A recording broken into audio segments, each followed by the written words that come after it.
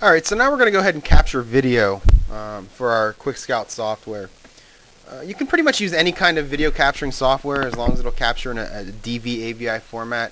There are a lot of them out there. I prefer the Windows Movie Maker. That's what I'm going to take you through right now. Windows Movie Maker is a very easy program. It's free and it comes with every version of Windows. So I'm going to go ahead and I'm going to click Start. I'm going to go to All Programs and I'm going to open up my Windows Movie Maker. Now most of the time it's going to be right off of your All Programs menu. If it's not there, you may want to look in the Accessories menu, maybe under Entertainment or something like that. But most of the time it's off of the Start All Programs menu. So I'll go ahead and hit Start Windows Movie Maker.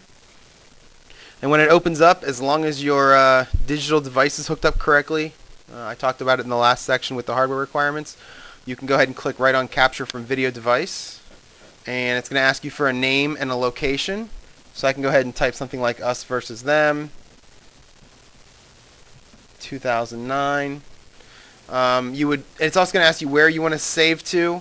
You can hit Browse here. I'm going to go ahead and save right on my E drive, which is my external hard drive.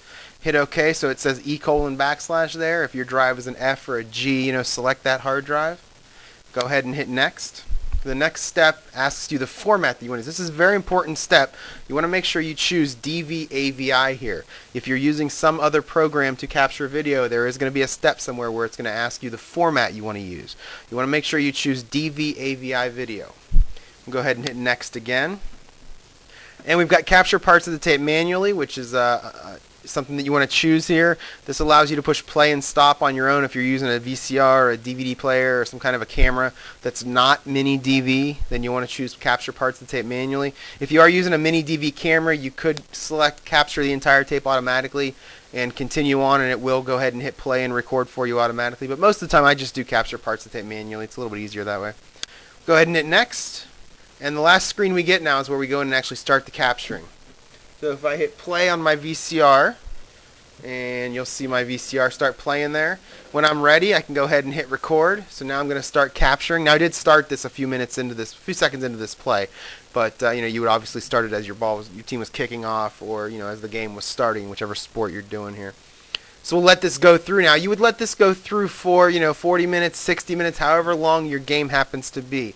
You can walk away from your computer as this is going on, but this is a real-time thing. You probably shouldn't do anything else on your computer as this is being captured.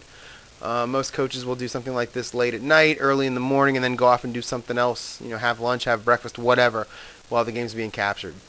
Every now and then peek in on it if you know it's a 45-minute game, maybe 40 minutes in, come in and sit back down so that when it's done capturing, you can immediately click the Stop Capture button, which I'm going to go ahead and do now. I'm going to hit Stop Capture. Now that didn't actually stop close the capturing, it just kind of paused things.